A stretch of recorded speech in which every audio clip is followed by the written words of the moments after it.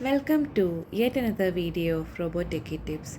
In the coming videos, we will dive into Isaac Lab, NVIDIA's powerful reinforcement learning framework packed with ready to use robot assets. Isaac Lab comes with a set of built in robot assets across various categories, making it easy to start training and experimenting with reinforcement learning and simulation. The built in robots include classic RL benchmarks, different robotic manipulators, quadrupeds, etc.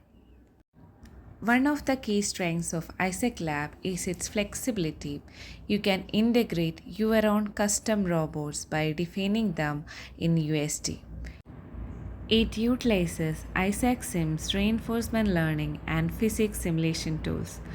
This makes it a powerful framework for robotics research, digital twin simulations, and AI driven training.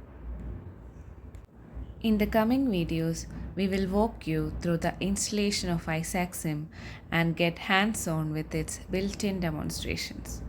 Whether you are new to Isaac Lab or looking to explore its powerful simulation capabilities, we have got you covered. So stay tuned and get ready to bring your robots to life. Thank you.